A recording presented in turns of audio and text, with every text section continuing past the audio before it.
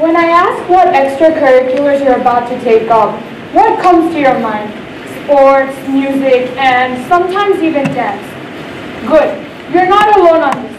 According to the National Federation of High School Associations, 55% of students enroll in sports before graduation. 40% play an instrument, and the other 5% do various other things. I believe I belong to that 5%. The 5% who looks at extracurriculars different. If you're the luckiest 1% of humanity, you owe the rest of humanity to think about the other 99%. Warren Buffett. I am truly privileged to be leading the life that I lead today. What more do I need to keep me happy? How about helping someone else be happy? If the quality of education I receive gives me the confidence, then what about the thousands of illiterate women who are suffering from a disease called fistula? And for those of you who don't know what fistula is a disease in which there's a hole between the urinary tract and the genital of a female. What about the 7 million children who are autistic in this world? And what about the elderly who have lost all their memories and are demented? My story is one that breaks stereotypes. I'm here to tell you that service learning is an extracurricular on its own. An extracurricular which allows you to change the world. Let me take you through my journey over the past couple of years. So, what exactly is service learning? If you're walking down the street and you see some trash and pick it up, that's service. If you walk down the same street and try to understand why that trash is accumulating, that's learning. But if you walk down the same street, pick the trash up, try to understand why it's accumulating, and find a way to recycle it, that's service learning. So, once I completed 8th grade, I went to Chennai, which is my hometown, for summer break. And those of you that have been to Chennai would agree with me when I say that Chennai is a highly entertaining city. However, there came a time when entertainment was truly not entertaining anymore. I'd gotten so much of the malls, theaters, and restaurants that I was truly bored. I went up to my dad and said, I want to do something, if not for me, then for others. My dad introduced me to a psychiatric friend of his who'd just come down from Scotland, stopping his lucrative career and starting in dementia care.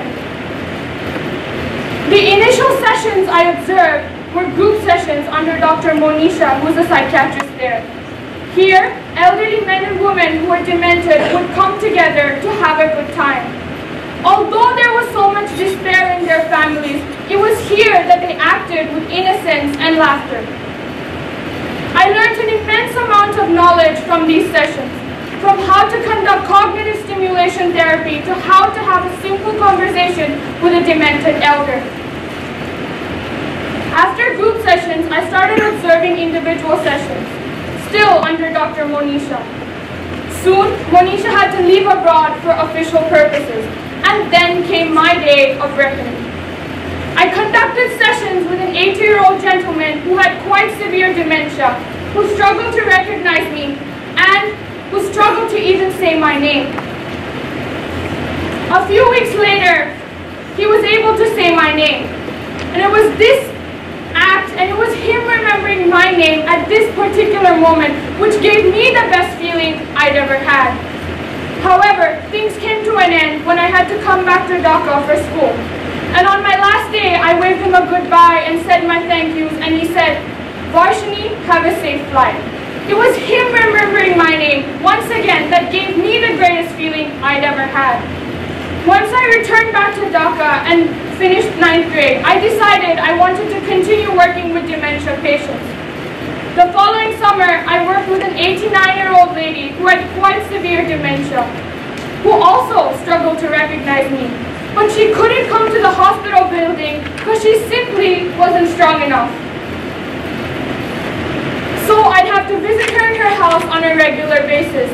On my first visit, I was accompanied by Dr. Anisha, who was also a psychiatrist there. I came to know that the patient got quite aggressive at times. This time, I was more than just scared. It was in this patient's house in which I gained more and more knowledge about her. She lost her daughter due to cancer. She would refer to me by her daughter's name because she lost her daughter when her daughter was my age. After 3 weeks or so of close bonding with this patient, there came a time when she was admitted in hospital due to a urinary infection. Although I couldn't see her, I would still call up to her to see if she was doing fine. Unfortunately, I had to leave the country before she was discharged. In early October, I received a message from the family saying that the patient had sadly passed away and that she remembered me and our moments together on her final few days. Although this episode 2 of my service learning extracurricular was sad, it taught me what it takes to love, live, and understand others. During this winter break, I remained here in Dhaka, and I was once again intrigued to find out about another disease which the human race confronts. Having read all the good work done here in Bangladesh towards autism, I decided I wanted to volunteer my time at an autistic school. Here, language was a barrier, but not a big enough barrier to stop me from doing what I was doing.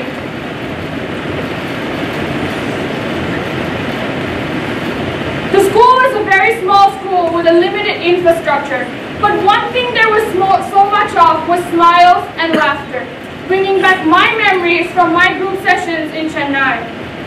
All the teachers loved what they did, and it genuinely looked about they cared about each and every child and took utmost care. I learned the kind of games the teachers played to gain the children's attention. There were children all the way from 8 months of age to 15 years of age. I watched the youngest set of children, and within a few minutes, I was already busy playing with them. It was here that I learned that autistic children and we have so much in common. When I'm nervous, I play with my hands gently. When they're nervous, they play with their hands aggressively. I loved the time I spent here. It would genuinely look like they were having fun. No one had anything to hide, and it was this innocence which brought beauty to the school. After a few weeks at the autism school, they had to close down for Christmas break. My heart was pounding for more. I was once again fortunate enough to get to know about another disease which the human race confronts. Gender-based violence, illiteracy, and poverty, all underlying causes to one disease, fistula. For 1 week, my sister and I interned at the fistula ward in the Dhaka Medical College Hospital to assess the quality of lives that these women led. We used the World Health Organization survey to assess the quality of lives that they led.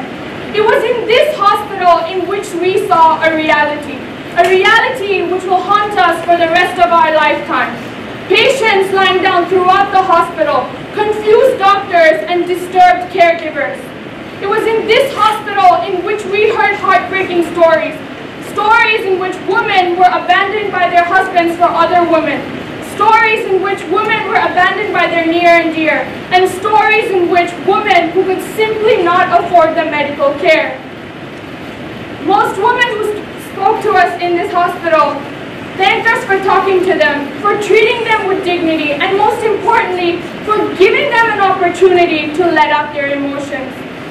I've shared with you all my service learning experience today. Extracurriculars like sports, music, and dance are way more common than we think it is. And this is an important aspect many tend to forget. I'm here today to remind you that before you make your extracurricular choices, think what you can do for others and not just you. Service learning is not as far from education as we think it is.